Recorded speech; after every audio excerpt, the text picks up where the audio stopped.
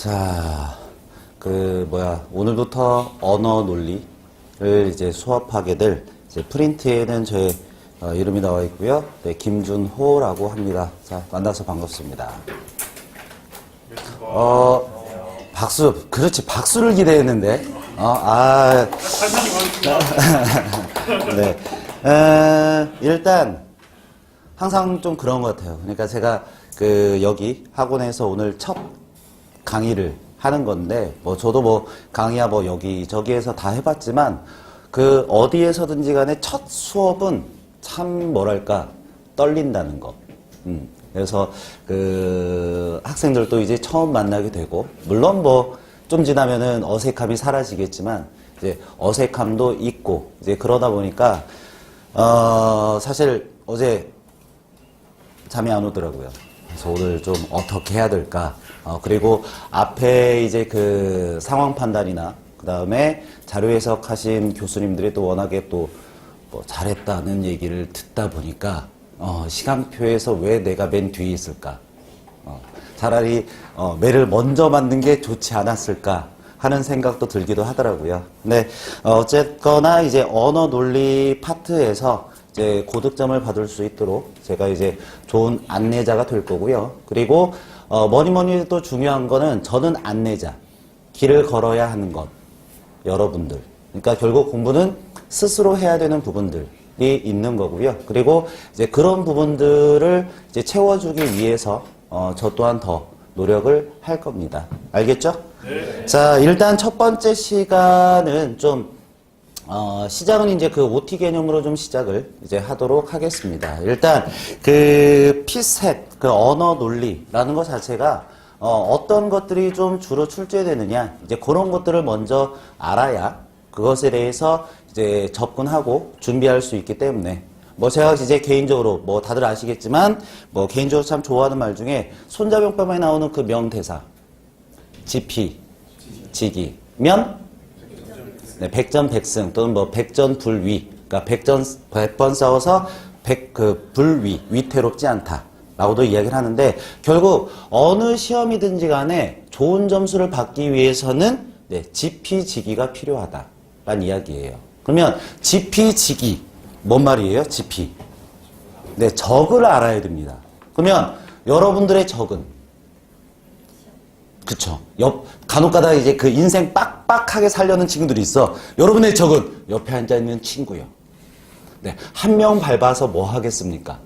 그래서 제가 얘기하는 건 옆에 앉아있는 친구는 적이 아니라 동료. 그리고 이제 같은 길을 걷고 있는 동반자라는 것이지. 그러면 우리에게 적은 정확하게 말씀해 주셨습니다. 시험입니다. 시험. 그러니까 시험이 어떤 문제들이 어떤 식으로 출제되는지를 알아야 좋은 점수를 받을 수 있다는 얘기예요. 그 다음에 지기는 뭐예요? 나 자신을 안다. 그거는 날 뭘 알아야 될까? 장점. 그렇죠. 장점과 단점을 알아야 돼요. 근데 제가 저도 원래 전공 자체가 국어다 보니까, 그래서 수능도 수업하고 다 해봤단 말이야. 근데 특히 아무래도 국어라든가 그런 거 가장 밀접한 관련이 있는 게 수능이잖아요. 근데 수능 수업할 때 딱 보다 보면 학생들이 왜 점수를 못 올릴까요? 자기가 뭘 틀리는지를 몰라요. 네. 그래서 점수를 못 올리는 거예요. 그래서 간혹가다 보다 보면 그래요. 어떤 친구가 예를 들어서 독해가 안 돼요. 근데 현대시는 잘해요. 걔는 뭐 하고 있을까요? 네, 현대시 공부하고 있습니다. 왜? 독해는 봐봤자 안 돼. 근데 그러니까 공부하는 것 같지가 않아요. 짜증만 나. 근데 현대시를 보면 되거든. 문제가 풀리거든. 그러니까 현대시를 공부해요. 그러니까 성적이 오를 수가 없죠. 어차피 현대시는 문제 나오면 맞을 거고, 독해는 변함없이 틀릴 거고, 그렇죠? 그러기 때문에 성적을 못 올리는 거예요. 그래서 뭐냐면 결국 좋은 성적을 받기 위해선 문제를 딱 풀었을 때 내가 어디는 잘 맞히고 어디는 주로 틀리는지 그거를 정확하게 스스로가 판단을 해주셔야 돼요. 이거는 제가 해드릴 수 있는 몫이 아닌 거야. 왜? 내가 한 파트만 수업할 수는 없잖아요. 저는 전체 파트를 수업을 해야 되고 결국 본인 스스로가 나는 이쪽이 안 되는구나 라고 생각을 하면 그 부분을 계속해서 보완을 해줘야 성적을 올릴 수 있다는 얘기입니다. 알겠습니까? 그래서 일단 이 시간에는 이제 적을 알고 나를 알아보는 시간이다 라고 보시면 되겠고요. 자, 그러면 언어 논리 같은 경우에는 이제 일반적으로 보면은 몇 문제 몇 분? 25문제 60분. 그러면은 시간은 짧은 걸까요? 긴 걸까요? 다른 시험에 비하면 상대적으로 긴 편에 속합니다. 그러니까 언어 쪽 테스트 치고는 비교적. 그러니까 25문제를 60분에 푸니까 한 문항당 시간은 네, 정확하게 아까 내가 계산기로 한번 때려보니까 2분 24초. 2분 24초. 그러면 시간이 결코 짧은 시간은 아니에요. 그러니까 예를 들어서 제가 그거하고 좀 비교해 볼게요. 여러분들 수능 보셨어요? 학창 시절에? 수능 볼 때는 어땠어요? 국어? 시간? 남았어요? 네. 근데 국어 같은 경우 생각을 해봐. 몇 문제 몇 분 해봤죠? 졸업한 지 오래돼서 다 까먹었나? 네. 근데 이런 데서도 이제 그 나이대를 확인할 수 있단 말이야. 나이대를. 지금은 보니까 45문제 80분. 근데 예전에 혹시 학창 시절에 국어 듣기 평가 하셨습니까? 네. 그럼 늙었다는 얘기예요. 그러면. 왜냐면 예전에 국어가 듣기 평가 있었던 시절에는 50문제 80분. 근데 국어가 듣기 평가가 사라지면서 45문제 80분. 근데 어쨌거나 45문제 80분. 80분? 근데 언어 논리는 25문항 60분. 그러면 산수를 해보면은 네, 언어 논리 시간이 훨씬 더 네, 문항당 풀 수 있는 시간 길이가 깁니다. 대신에 이제 한 가지는 뭐냐? 이 언어 논리 같은 경우에는 한 지문 한 문제란 이야기가 되겠죠. 그래서 이제 그런 부분이 나오고, 그리고 언어 논리 문제 좀 풀어보셨어요? 뭐가 제일 어려워? 그치. 뻔해요. 논리가 어려워요. 그쵸? 왜? 일단은 거지. 뭔 말인지 모르겠다. 그래서 이거를 어떻게 적용해야 될지 모르겠다. 그랬을 때 해설지 보면 신기해. 어떻게 이런 생각을 할까? 그래서 논리 문제가 상대적으로 어려운 거는 분명합니다. 그러면 논리 문제를 제외한 나머지 문제들은 좀 어때요? 상대적으로 좀 그래도 좀 무난하죠? 네. 근데 무난하면 안 돼요. 무난하면. 왜냐? 무난하다고 느낀다는 것은 그래도 좀 쉽다는 얘기죠. 그 얘기는 무슨 얘기냐? 다 맞아야 된다는 얘기입니다. 그러니까 뭐냐면 그 논리를 제외한 나머지 유형에서 한두 개를 틀린다? 네. 그거는 아직 실력이 부족하다는 얘기예요. 근데 제가 오늘 그래서 이제 그 얘기를 좀 들었어요. 그래서 많은 학생들이 논리 부분을 약하게 생각한다. 네, 프린트 가져가세요. 그래서 논리 부분을 좀 더 많이 해줬으면 좋겠다. 네, 예상했던 바고 당연하다라고 생각을 했는데 그래서 오늘 논리를 넣을까 하다가 네, 오늘은 논리를 뺐습니다. 네, 논리가 중요한 게 아니거든요. 그러면 그 25문제 출제되잖아요. 25문제 출제됐을 때 우리가 생각하는 그런 논리 관련 문제들 있죠. 일종의 그래서 우리가 뭐라고 하냐? 논리 퀴즈야. 이거는 막 고도의 사고력을 요구한다기보다는 일종의 뭐랄까? 수수께끼 스타일? 이제 그런 것들이란 말이에요. 몇 문제나 나와? 그치? 3문제에서 4문제 정도 나오죠. 예를 들어서 그걸 다 틀린다라고 하면은 몇 점이에요? 네. 그래도 80이 넘는다는 얘기예요. 그러니까 학생들은 그냥 문제를 얼핏 딱 보게 되면 그래도 독해는 한국인이다 보니까 풀지도 않았어도 딱 보면 뭐 이 정도야 뭐 할만하네 라는 착각에 빠져 있는 거예요. 왜? 상대적으로 논리가 뭔 말인지 모르기 때문에. 근데 문항의 양을 놓고 비교를 하게 되면 읽어서 풀어야 되는, 즉 독해가 차지하고 있는 비중이 절대적인 거고 논리는 극히 일부란 얘기죠.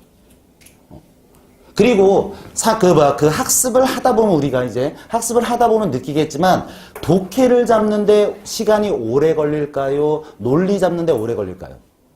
네, 독해입니다. 독해. 왜냐면 독해 같은 경우에는 지식이 필요 없죠. 그냥 제시문이 주어졌을 때 그 제시문을 읽고서 문제를 해결할 수 있어야 돼요. 그러니까 읽을 수 있는 능력이 필요한 거야. 네.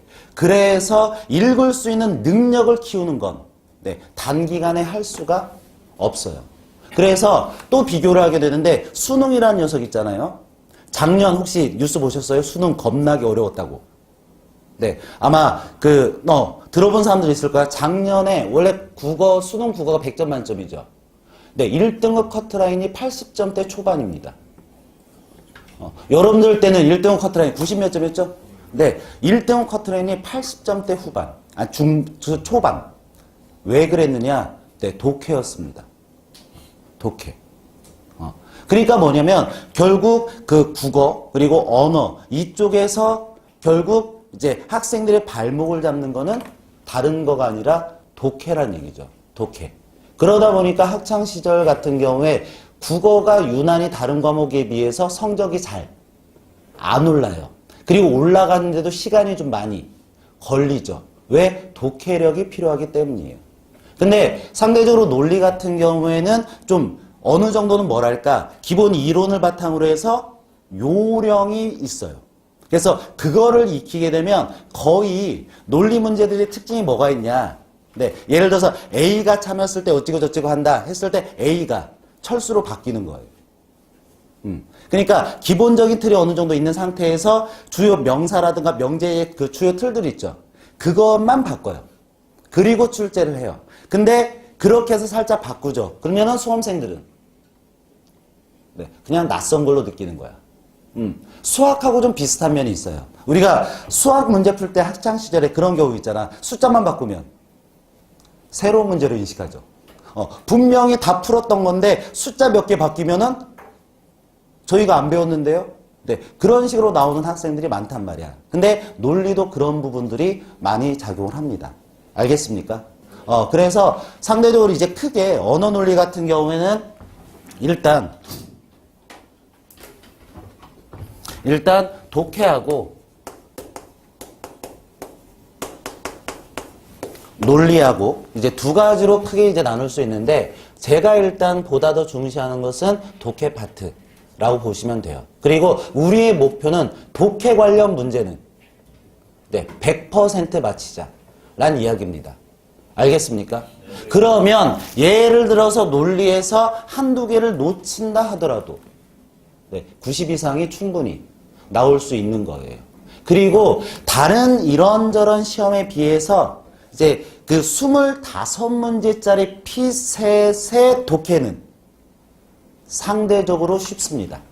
오히려 뭐냐면 수능보다도 쉽게 출제되고 있는 부분이란 말이야. 그렇기 때문에 뭐냐면 확신을 갖고 정확하게 풀 수 있어야 돼요. 우리 그 학창 시절에 수능 볼 때 국어 비문학 문제 풀면 자기가 문제 푼 거 정말 이거는 100% 정답이다. 확신 있어요? 없죠. 그래서 채점하다 보면 그런 경우 있잖아. 와 오늘 필이 100이야. 갖고 막 채점하면은 날아갈 것 같아. 채점하면 비 오죠. 오히려 반대로 어떤 때는 그런 경우도 있잖아. 아 망했다. 큰일 났다. 근데 또 채점하면 의외로 잘 맞기도 해요. 그러니까 그건 무슨 얘기냐? 찍었다는 얘기죠. 확신이 없는 상태에서. 그래서 그 어떤 과목하고도 비교했을 때 국어, 언어의 특징이 뭐냐? 점수의 널뛰기가 심해요.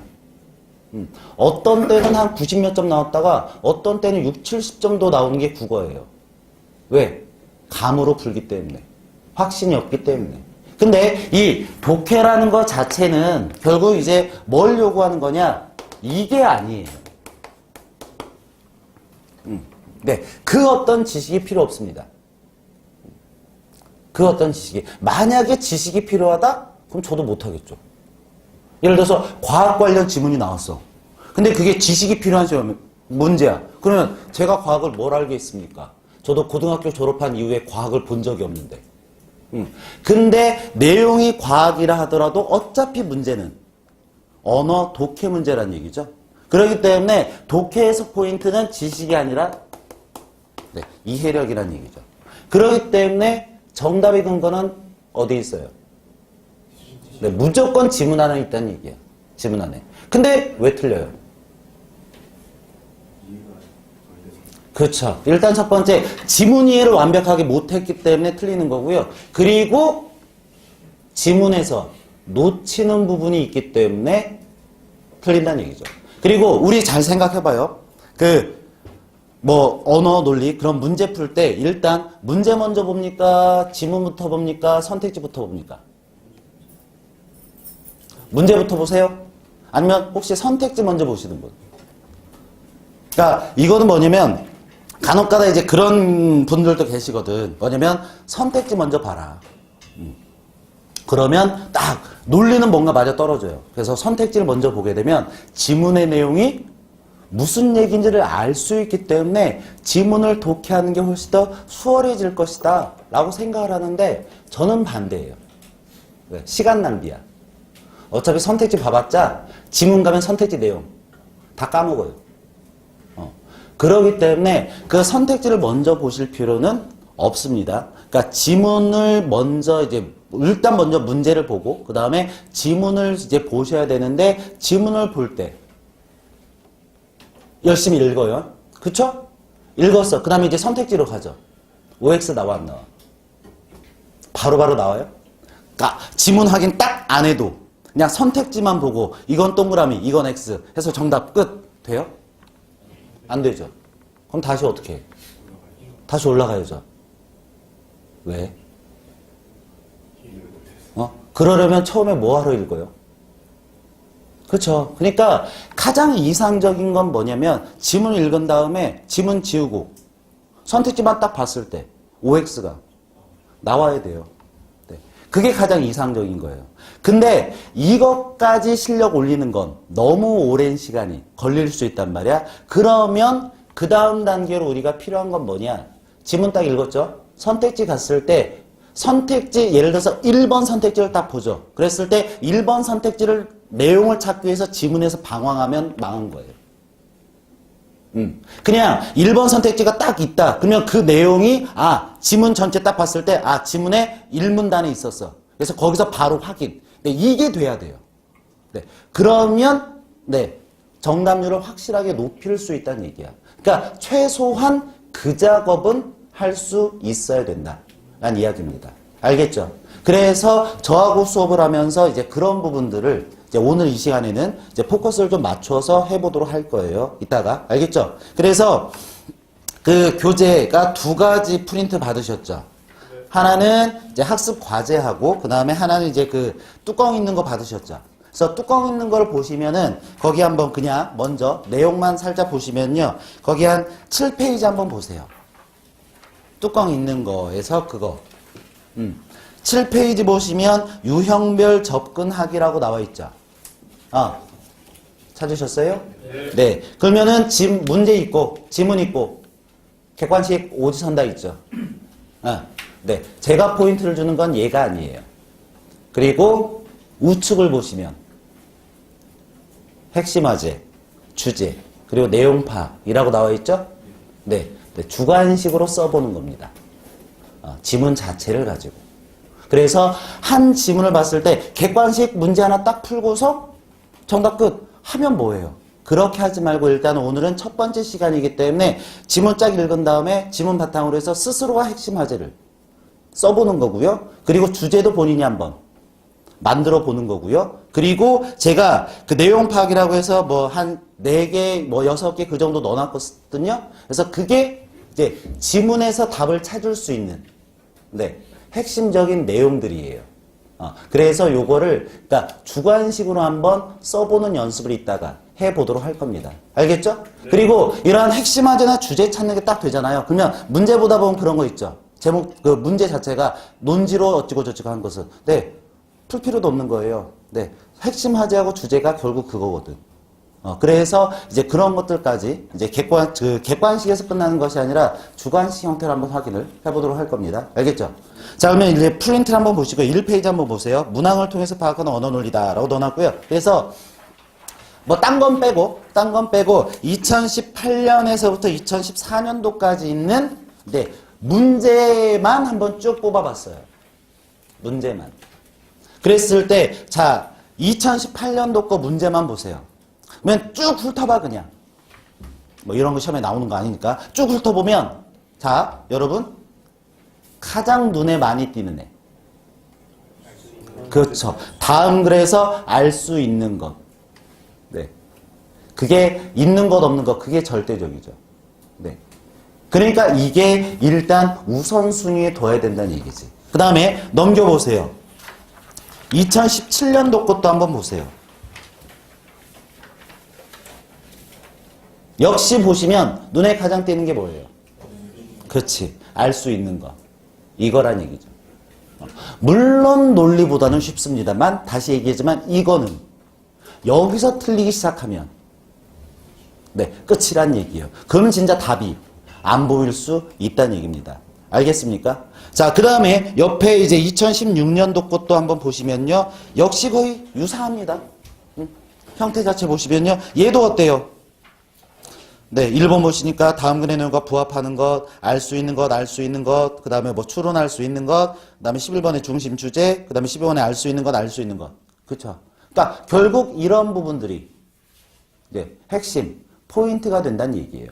알겠죠? 그래서 제가 거기 앞에다가 참 쓸데없다라고 또 생각하겠지만 2018년도부터 2014년도까지 문항을 넣어드린 이유는 네, 적을 알기 위해서. 그러니까 어떤 게 가장 많이 나오는지. 그리고 참고로 2018년도 거 다시 1페이지 한번 보세요. 1페이지 보시면 우리를 가장 괴롭게 만드는 논리 문제 있죠. 논리 문제에 해당하는 것들 보면은 네, 10번. 문제 10번을 보시면 다음 글의 내용이 참일 때 최종 선정되는 단체든. 이제 그게 논리 관련 문제가 되고요. 그 다음에 문제 20번 보시면 다음 글의 내용이 참일 때 반드시 거짓인 것은. 그 다음에 문제 25번 보시면 다음 글의 내용이 참일 때 가해자인 것이 확실한 사람들과 가해자가 아닌 것이 확실한 사람들의 쌍으로 적절한 것. 네, 요 정도만 논리 문제로 출제가 됐어요. 그리고 2018년도 같은 경우엔 논리 문제들 보니까 공통점인 게 앞에 전제를 뭘로 깔고 가? 그치. 그러니까 아까도 얘기했듯이 논리 문제의 특징이 유사하다는 얘기죠. 그러니까 기본 전제를 갖고 나머지 내용만 살짝 바꿔서 출제한다는 얘기야. 그러니까 어느 정도 얘는 좀 요령을 익혀놓고 그것에 딸린 문제들을 좀 반복적으로 풀다 보면 네, 오히려 네, 독해보다도 훨씬 쉽게 풉니다. 금방금방 풀어낼 수 있어요. 알겠죠? 그래서 그것을 한번 느끼자는 차원에서 거기다 넣어놓은 거고요. 그리고 6페이지 한번 보세요.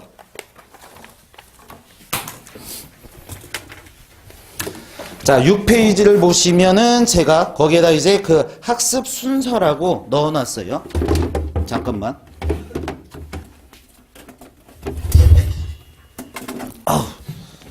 볼펜이. 자, 그래서 제가 이제 그 앞에 이제 기출문제들 있잖아요. 기출문제들을 좀 이제 성격에 따라서 분류를 해보니까 이제 요 정도, 크게 한 9가지 내지 10가지 정도의 유형으로 이제 좀 세분화를 할 수 있다. 근데 결국 이게 뭐 독자적으로 막 존재하기 때문에 문제마다 따로따로 푸는 방법들이 따로따로 존재하는 것이 아니라 연결 되는 경우들이 많습니다. 그래서 첫 번째에서 가장 많이 나오는 것이 이제 내용 일치, 그래서 내용 부화 이제 그거였었고요. 그 다음에 두 번째 지문을 바탕으로 해서 문제가 그런 문제들 있죠. 다음을 통해 추론할 수 있는 것, 추론할 수 없는 것. 네, 그것 관련 문제들이 이제 그 다음에 또 있고요. 그 다음에 네, 빈칸. 빈칸에다가 단어를 넣거나 아니면은 문장 형태를 집어넣는 이제 그러한 유형이 또 하나 있고요. 그 다음에 이제 지문을 분석하는 것. 분석하는. 그래서 거기 나왔듯이 다음 글에 대한 분석이다. 라고 나와 있고요. 그 다음에 5번째가 논지 파악하는 것. 논지가 뭐예요?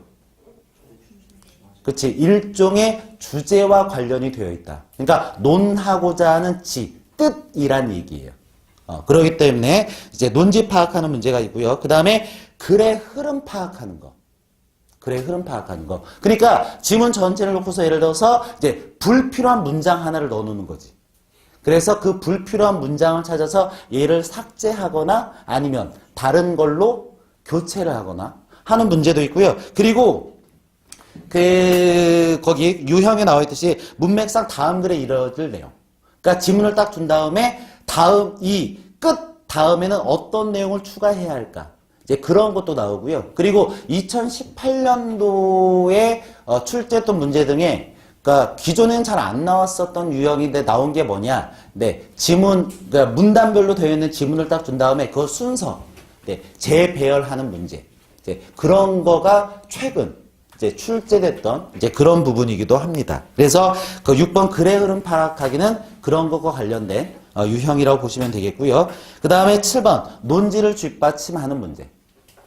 그러니까 어떤 주장을 딱 준 다음에 이 주장을 더 강하게 이야기를 하려면 어떤 근거를 가지고 이제 주장을 하는 게 좋을까? 그래서 그 논거, 근거 찾는 이제 그런 문제들이 좀 나오고 있다라는 이야기고요. 그 다음에 이제 지문에서 정보를 준 다음에 그 정보의 적절성이라던가 이제 그런 것들을 물어보는 문제들도 출제되고 있고, 그리고 그 다음에 논리 퀴즈. 그래서 거기 나와있듯이 뭐 다음 글의 내용이 참일 때 어쩌고저쩌고, 뭐 참일 때 어쩌고저쩌고 이런 것들. 그리고 여기에 이제 수록되어 있지 않는 뭐 거의 뭐 좀 해마다 로테이션으로 돌아가면서 어떤 때는 나왔다가 어떤 때는 안 나왔다가 이제 그러한 유형들은 뭐 기타로 빼고. 그래서 대략 한 이렇게 9가지 정도의 유형으로 좀 분류를 좀 해봤었는데 딱 떨어졌을 때 그거예요. 그러니까 1번에서 8번까지가 독해입니다. 결국. 그리고 9번만. 네, 논리 퀴즈가 되는 거고요.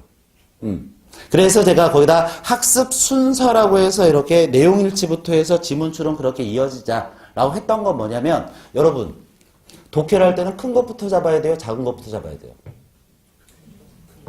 네, 작은 겁니다. 그러니까 처음부터 글을 읽고 주제를 찾을 수는 없어요. 그게 아니라 세부 내용을 파악을 하고서 세부 내용을 결합시키면 뭐가 나오겠어? 네, 주제가 나올 거란 얘기예요. 알겠어요?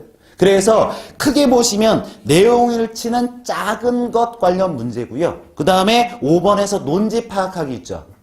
이게 큰 거예요.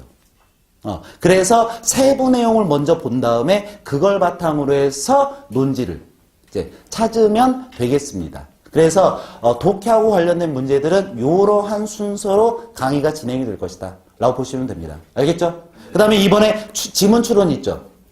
네, 추론이니까 론이 들어갔으니까 논리 아니에요. 네, 내 지문 추론 같은 경우에 뭔 문제일까요? 뭔 문제? 네, 독해요. 내용 일치예요. 근데 내용 일치하고 지문 추론하고 뭔 차이일까요?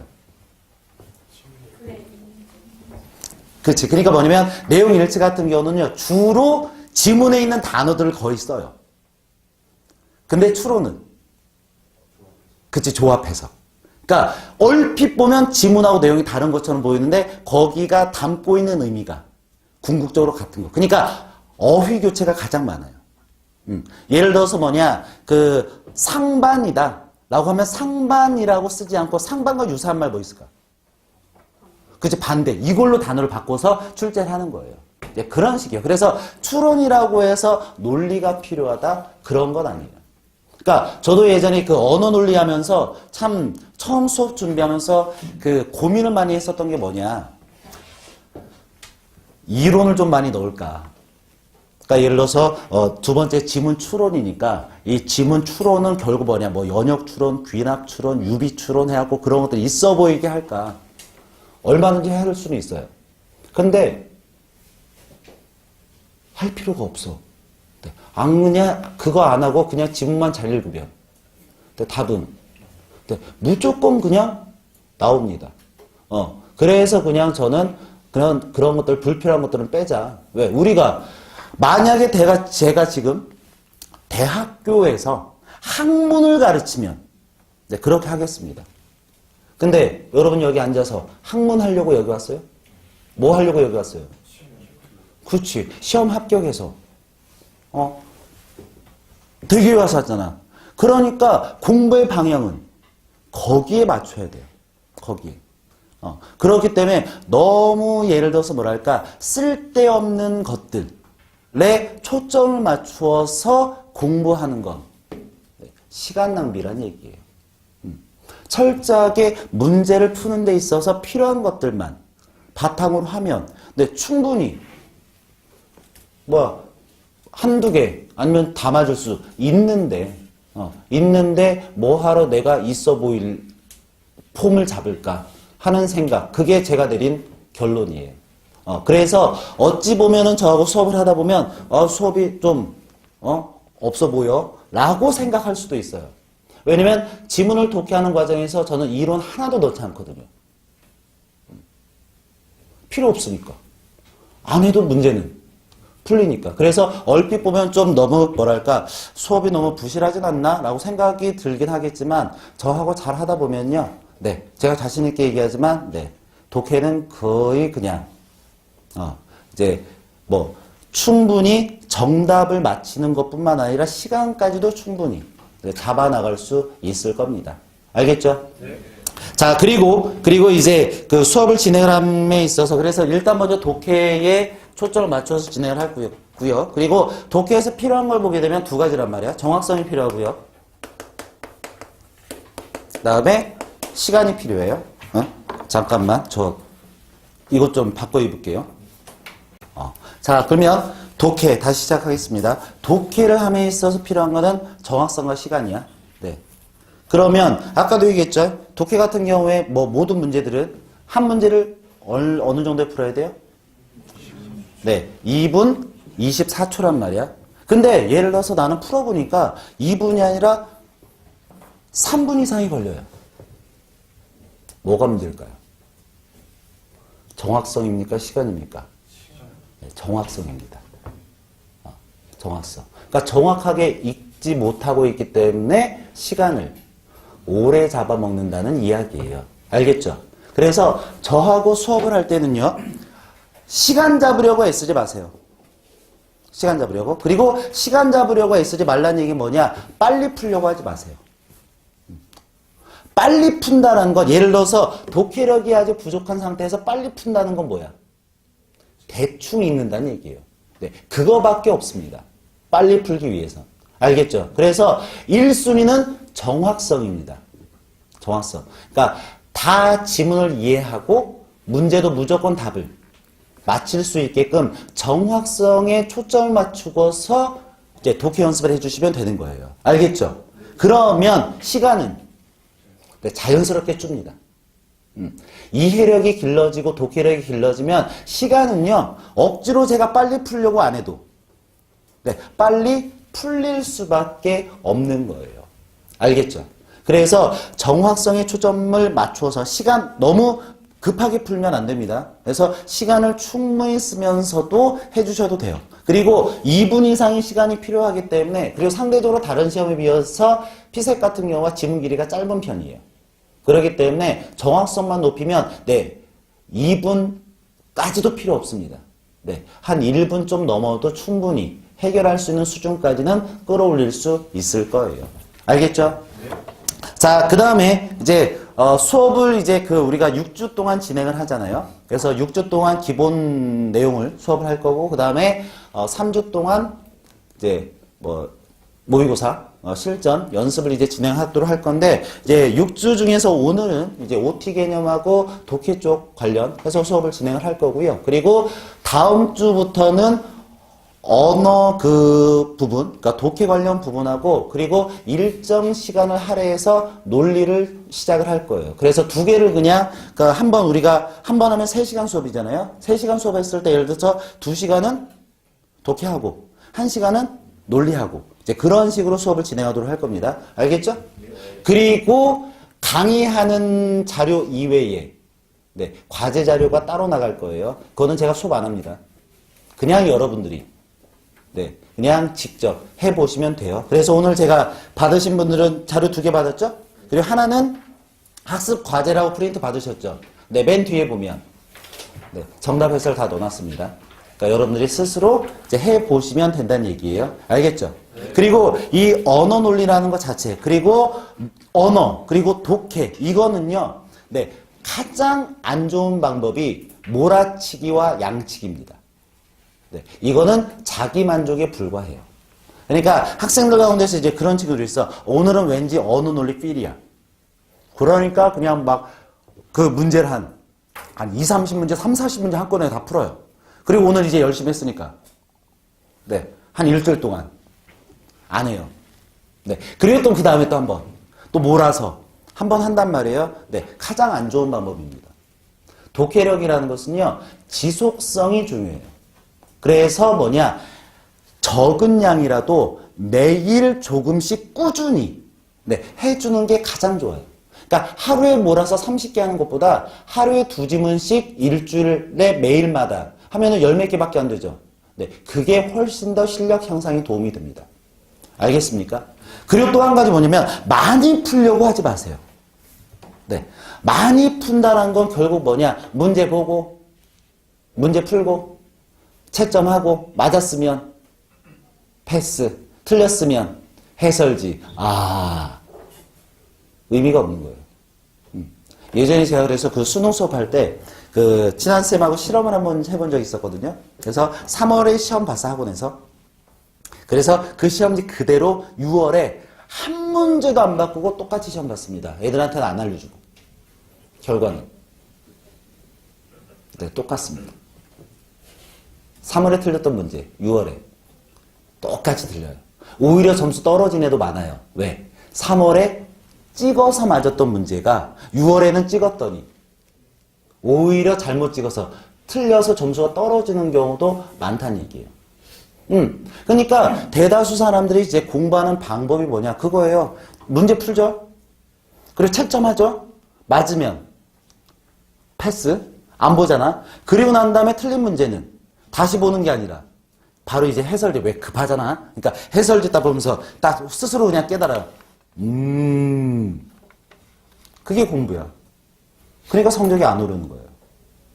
그러니까 뭐냐면 맞힌 문제라 하더라도요, 예를 들어서 정답이 1번이면 거기서 끝이 아니에요.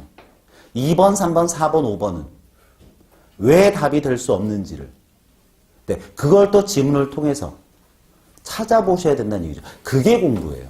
그게. 그리고 만약에 문제를 풀었는데 틀렸다. 그럼 어떻게 해야 돼? 네. 틀렸다. 다시 풀어야죠. 다시 풀어야지. 언제까지 다시 풀어야 돼? 맞출 때까지. 그리고 난 다음에 역시 그 다음에는 뭘 해야 되냐? 난 왜 1번이라 했을까? 뭐에 낚여서? 그것을 분석을 해 주셔야 되는 거예요. 알겠습니까? 네, 그게 실력을 쌓는 방법이에요.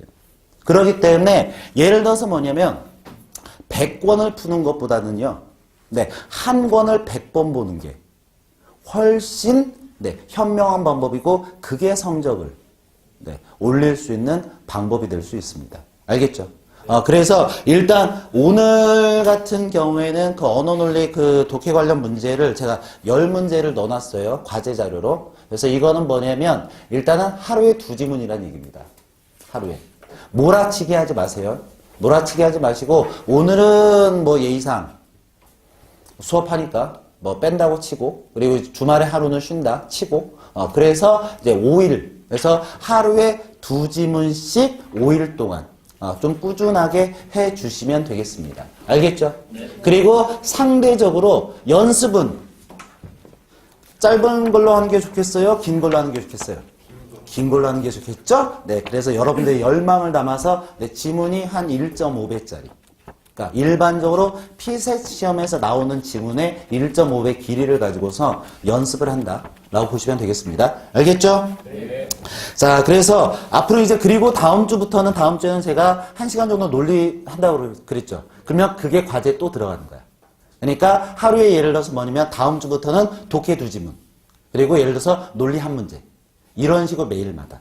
네, 할 수 있게끔 제가 자료는 충분히 만들어 놓을 테니까 이제 그런 것들만 정확하게 잘 따라온다 하더라도 제가 봤을 때 언어 논리는 뭐 자료 해석 그리고 상황 판단 했을 때 아마 언어 논리가 제일 좋은 점수가 나오지 않을까 하는 확신이 듭니다. 알겠습니까? 네. 사실 자료 해석 어렵더라고.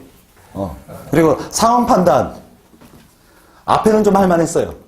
약간 국어하고 좀 비슷한 부분이 있잖아요. 근데 뒤에 보니까 또 이상한 거 있더라고. 그래서 역시 나하고는 안 맞는구나. 그래서 근데 비스무리할 부분도 있을 것 같아요. 그렇기 때문에 언어 논리 같은 경우에는 딱 목표는 몇 점? 언어 논리는. 네, 저는 겸손함을 싫어합니다.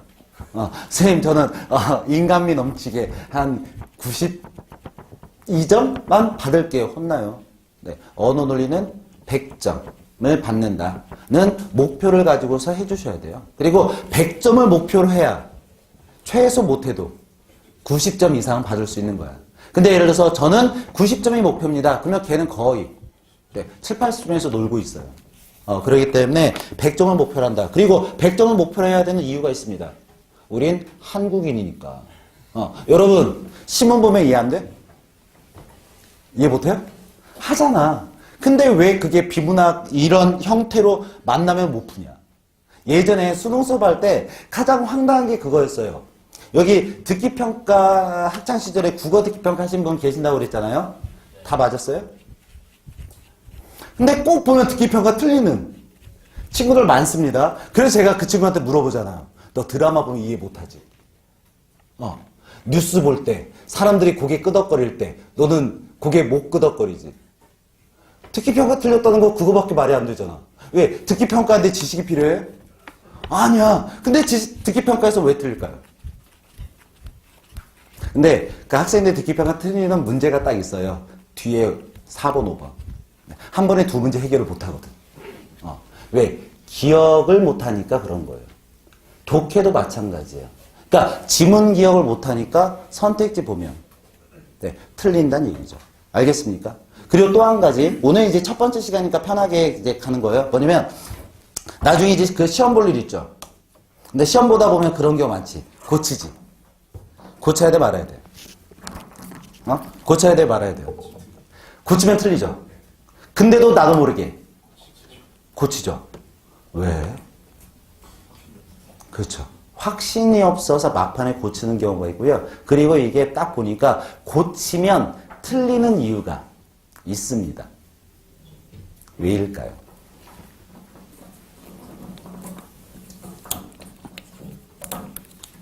고치면 틀리는 이유. 처음에 고른 답이 아닐 거라고 생각해서 다시 보는 거니까 네. 그걸 약간 좀 제외하고 보게 되는. 그렇죠. 저게 하나의 이유입니다. 그러니까 이미 답이네를 빼고 생각을 하는 거예요. 그리고 거기다 한 가지 추가해서 뭐가 들어갔냐? 이게 들어가는 거예요.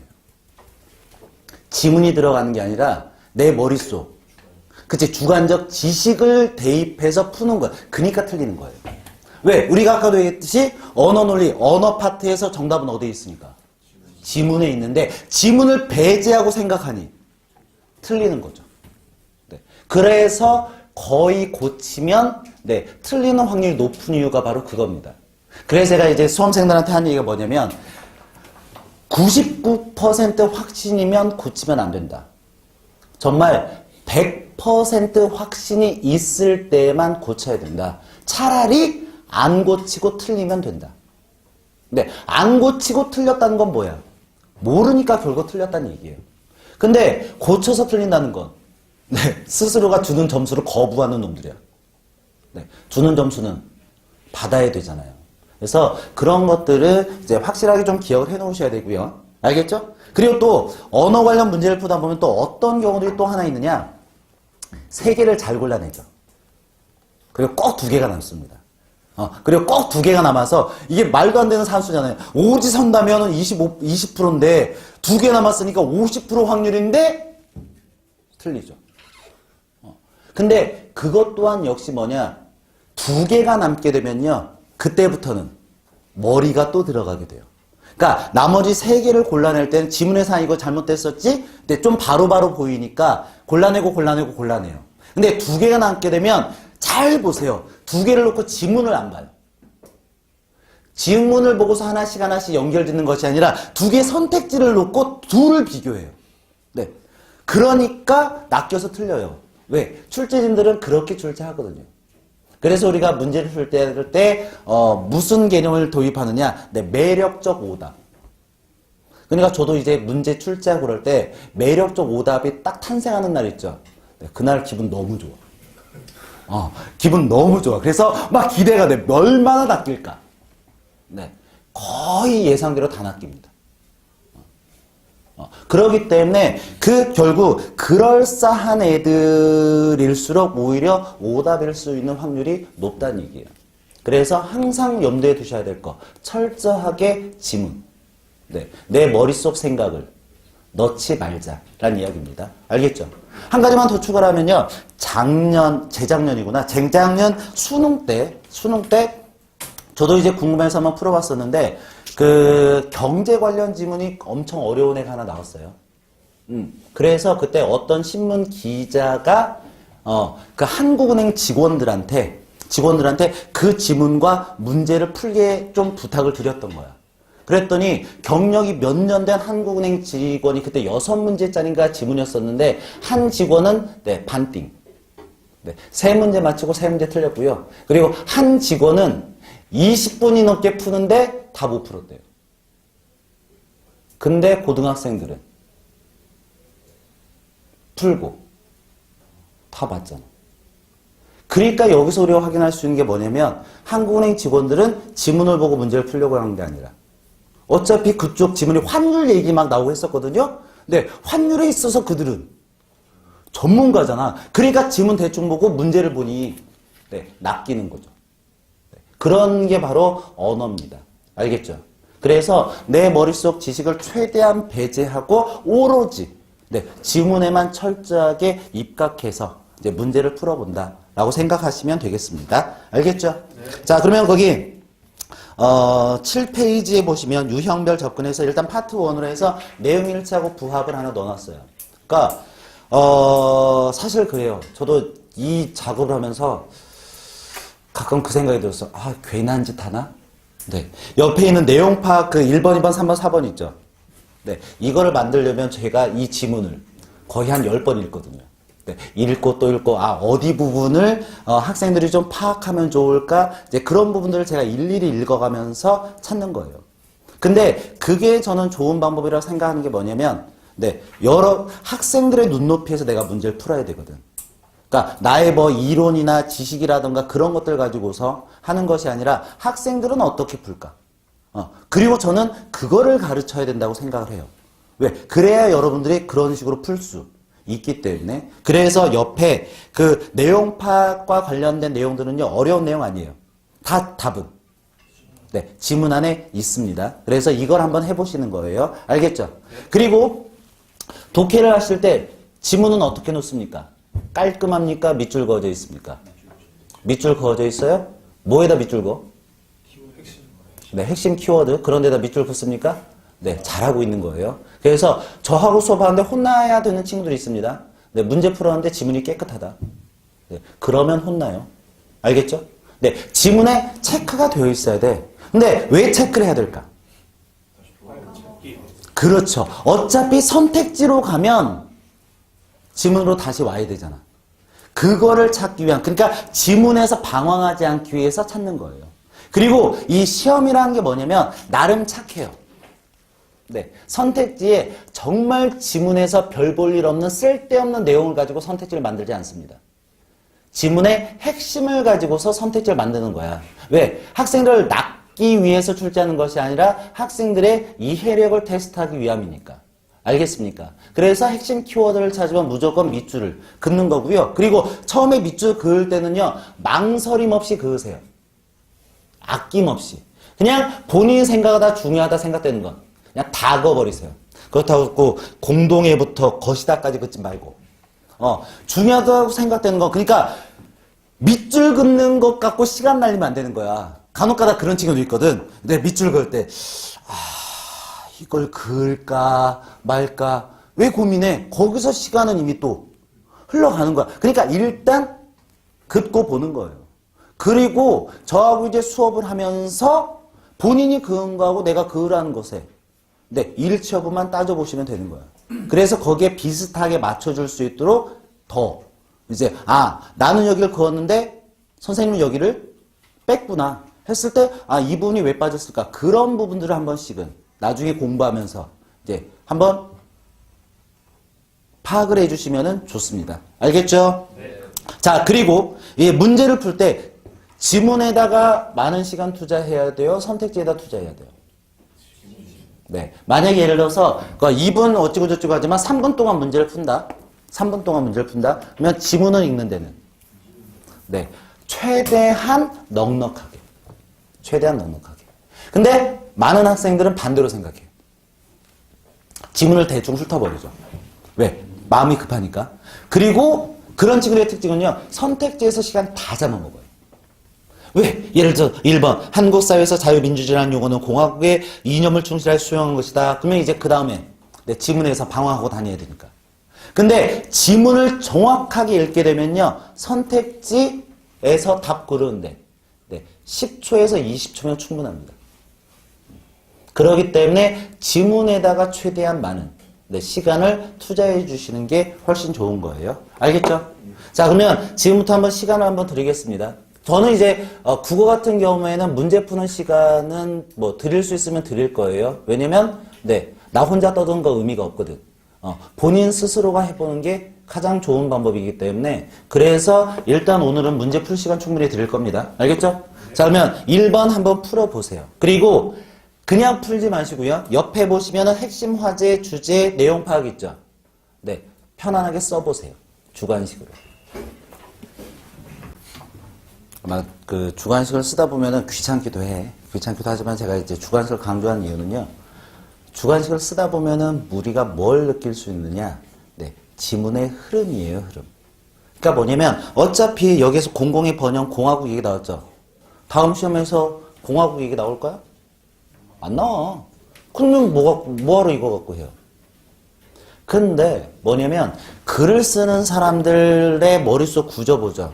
우리랑 생각이 거기에요. 그러기 때문에 화제가 달라지더라도 일정한 지문의 흐름은 비스무리합니다. 그래서 예를 들어서 뭐냐면 학생들하고 그리고 국어나 언어 선생님들하고 생전 처음 보는 낯선 지문을 딱 줬을 때 누가 빨리 읽겠어요? 국어 선생님들이 빨리 읽는 거예요. 왜 그럴까? 예측이 되니까. 어차피 얘기 나오면 그 뒤에는 뭐가 나올 걸로 예측을 하면서 읽어 내려가기 때문에 그래서 그 흐름을 알기 때문에 빨리 읽을 수도 있게 되는 거예요. 그래서 주관식을 좀 써보다 보면 귀찮더라도 그런 식으로 해서 지문의 흐름을 우리가 볼 수 있다는 얘기야. 그리고 또 한 가지, 밑줄 그으면서 읽자고 그랬죠. 근데 학생들에 따라서 이제 개개인의 차이가 있으니까 독해력이 자신 있는 친구들은 그럴 필요가 없겠지만, 본인이 생각했을 때 난 독해력이 좀 부족하다 하는 친구들은요, 지금 연습하는 거죠. 연습하는 상황에서 가장 좋은 방법은요, 2번 읽기입니다. 2번. 무조건 2번을 읽고 선택지를 보는 거예요. 근데 2번을 읽을 때 어떻게 읽어보는 거냐? 첫 번째는요, 밑줄 긋기 위해서 읽어야 돼요. 그냥 오로지 밑줄만 긋기 위해서. 알겠습니까? 그리고 2번째 읽을 때는 밑줄만 읽는 거예요. 밑줄만. 왜냐면 이 지문이라는 것 자체가 보면 처음부터 끝까지 다 중요해요. 그렇게 쓸 수는 없어요. 그러면 읽는 사람 머리 터집니다. 그러니까 핵심 몇 개 있고 나머지는 칸 채우기야. 그렇기 때문에 걔네들 뺀 다음에 밑줄만 가지고서 내용을 머릿속으로 그려보는 거죠. 그리고 선택지로 가서 보면은 훨씬 더 좀 빨리 정확하게 답을 골라낼 수 있는 거예요. 그래서 지금 우리가 궁극적으로는 그게 이제 한 번에 이루어져야 돼. 근데 이제 독해력이 부족한 친구들 같은 경우는 간혹가다 그런 문제가 있더라고요. 지문 딱 이렇게 있잖아요. 그래서 막 읽어 내려가. 근데 여기서 여기 중요해. 그리고 여기를 읽어. 그러니까 뭐냐면 밑줄을 그었다는 것은 그 부분이 중요하다 생각한 거죠. 그러면 그 부분을 더 읽어야 되는데 그걸 읽는 것이 아니라 공동의 번영과 조화라는 뜻하는 공화국에서 비롯된 공화국이라는 그 밑줄만 쭉 커. 그러니까 오히려 뭐냐, 중요한 부분을 밑줄만 긋고 안 읽고 그리고 넘어가. 그러니까 답이 안 나온다는 얘기죠. 알겠습니까? 자, 그러면 같이 한번 지금 빠르게 한번 보도록 하겠습니다. 자, 공동의 번영과 조화를 뜻하는 공화에서 비롯된 공화국이라는 용어는 국가라는 정치 공동체 전체를 위해서 때로는 개인의 양보가 필요할 수 있음을 전제하고 있다는 점에서 사회적 공공성 개념과 연결된다. 그러면 일단 체크해줘야 될 게 공화국이죠. 공화국. 그래서 공화국에다 밑줄자 그어놓은 다음에, 그러니까 공화국 얘기가 나오고, 그리고 어찌고 저찌고 했을 때 네 번째 줄에서 사회적 공공성의 개념과 연결이 되고 있습니다. 그렇죠? 그러면 여기까지 하는 건 내용에서 나머지는 없어도 되는 거야. 그냥 공화국은 사회적 공공성이다. 예, 이렇게 하면 떨어진다는 얘기죠. 자, 그 다음에 이미 1919년 임시정부가 출범하면서 민주공화국이라는 표현이 등장하였고요. 헌법 제1조 대한민국은 민주공화국이라고 명시되어 있어요. 그러니까 민주공화국은 여기 안에 일단 들어간다는 얘기겠지. 민주공화국은. 그러니까 민주공화국에서는 뭘 중시할 거다? 그치. 사회적 공공성을 중시할 거다. 라는 얘기입니다. 오케이? 자, 그 다음에 분단 이후 북한도 공화국이라는 용어를 사용함에 따라 한국에서는 이 용어의 사용이 깊이 되었다. 냉전 고착화로 인해 반공이 국시가 되면서 공화국보다는 오히려 자유민주주의라는 용어가 훨씬 더 널리 사용됐는데 이때에도 민주주의보다는 자유가 강조되었다 해서 자유민주주의 체크하시고요.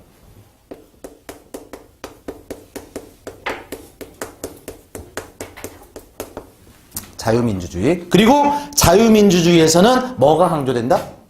네, 자유가 강조된다. 거기 밑줄자 그어주면 되겠죠. 자유 강조.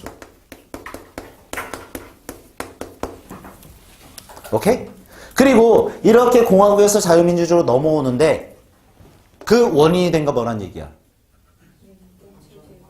그치, 냉전체제. 냉전체제에서 반공.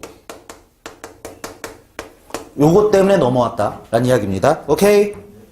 자, 그 다음에 그런데 해방 이후 한국 사회에 널리 유포된 자유의 개념은 대체로 서구의 고전적 자유주의 전통에서 비롯된 것이다. 서구의 고전적 자유주의 밑줄자 긋고요. 그러니까 우리나라에 있는 요 녀석이 바로 서구의 고전주의 입장이라는 얘기죠. 그러니까 서구의 고전주의 또한 역시 뭐 중시? 네, 자유 중시일 거다라는 이야기입니다. 오케이? 자, 이 전통에서 보자면 자유란 국가의 강제에서 대립하여 자신의 사유재산권을 자기 마음대로 행사할 수 있는 것을 의미한다. 그래서 사유재산권 밑줄. 그러니까 뭐가? 공화국이 자유민주주의가. 네, 자유민주주의가. 오케이. 자, 그 다음에 이 같은 자유 개념을 기초하고 있는 자유민주주의에서는 개인의 자유를 강조할수록 사회 공공성은 약화될 수밖에 없다. 거기 밑줄. 개인의 자유를 강조할수록 사회적 공공성은 약화된다. 그렇죠? 그러니까 결국 얘네들은 무슨 관계야? 반비례지. 반비례. 그렇죠? 그러니까 얘가 중시되면 얘가 따라지고 얘가 중시되면 이게 상대적으로 떨어지고. 오케이. 자, 그 다음에 자유민주주의가 1960년대 이후 급속히 팽배하기 시작한 개인주의와 결합하면서 사회적 공공성은 더욱 후퇴하였다. 이 시기 군사정권이 내세웠던 잘 살아보세라는 표현은 우리 공동체 전체가 다 함께 잘 사는 것이라기보다는 사실상 나 또는 개 가족만큼은 잘 살아보자는 그 다음에 거기 밑줄. 개인적 욕망에 합리화다. 그리고 개인적 욕망이 합리화는 공공성, 자유. 자유. 그렇죠. 그러니까 그 다음에 그 결과 공동체 전체의 번영을 위한 사회 전반의 공공성이 강화되기보다는 사유자산의 증대를 위해 국가의 간섭을 배제해야 한다는 논리가 강화되었던 것이다. 오케이? 자, 그러면 지문 딱 여기까지 읽었잖아요. 그러면 머릿속에 뭐가 있어야 되냐? 아, 공화국은 뭘 중시한다? 그렇지. 사회적 공공성을 중시한다. 근데 자유민주주의는 자유를 중시한다. 근데 우리나라는 왜 이게 바뀌었다? 그치. 반공 때문에 바뀐 것이다. 그리고 우리나라의 자유민주주의는 어디서 영향받았다? 이제 서구의 그 고전적인 거에서 영향받았다. 오케이? 네, 그러면 선택지 보면 답 그대로 나온다는 얘기죠. 그래서 우리가 또 정리하면 사회적 공공성과 자유는 반비례 관계다. 오케이? 자, 그러면 먼저 그냥 주관식부터 간단하게 한번 답 확인해 봅시다. 자, 1번. 핵심 화제는 그러면 뭐야? 공화국이에요? 자유민주주의예요? 그치, 자유민주주의. 이게 핵심이 되겠지. 핵심 화제. 그러니까 한국의 자유민주주의. 그러면 이 글의 주제는 한국의 자유민주주의는 뭘 강조한다? 뭐보다 뭐를 더? 그치, 공공성보다는 그치, 개인의 자유를 강조한다. 이게 주제가 된다는 얘기죠.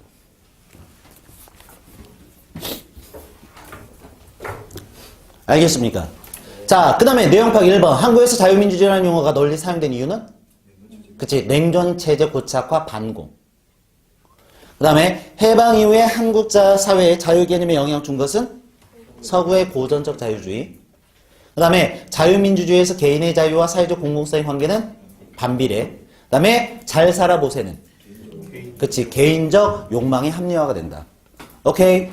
자, 그러면 1번. 한국 사회에서 자유민주주의라는 용어는 공화국의 이념을 충실하여 수용했다? X죠? 왜? 공화국과 자유민주주의는 좀 상반된 입장이 되는 거니까. 자, 그 다음에 임시정부에서 민주공화국이라는 용어를 사용한 거는? 그치. 자유주의가 아니라 사회적 공공성과 관련된 거죠. 오케이? 자, 그 다음에 3번. 고전적 자유주의에서 비롯된 자유 개념을 강조할수록 사회적 공공성이 약화될 수 있다. 왜? 둘은 무슨 관계니까? 반비례 관계니까. 그러니까 정답은 3번 끝이죠. 그 다음에 4번. 반공이 국시된 이후. 자, 그러니까 반공이 국시된 이후에 뭐가 나왔죠? 자유민주주의지. 그리고 자유민주주의는 뭘 중시했다? 그치, 자유. 그러니까 공공성이라고 했으니까 틀렸죠. 그 다음에 5번. 그러니까 1960년대 이후. 잘 살아보세죠? 그거는 결국 뭐였어? 공동체가 아니라. 그치, 개인. 욕망의 합리화가 되는 거죠. 네, 그러니까 정답은 3번. 오케이? 자, 넘어가겠습니다. 네, 쉽죠? 네, 쉬워. 그래서 제가 얘기하는 거예요. 그래서 다 맞아야 된다, 이런 것들. 이런 데서 한두 개 틀리면은 안 될 수준의 문제이기 때문에 그런 거예요. 알겠어요? 네. 근데 여기는 수업이 원래 몇 분 수업? 50분 하고. 아, 그래요? 근데 왜 아무도 얘기 안 했어? 그래요? 수업이 너무 재밌어. 감사합니다. 감사합니다. 그러면 지금 조금 쉴까요? 네, 알겠습니다.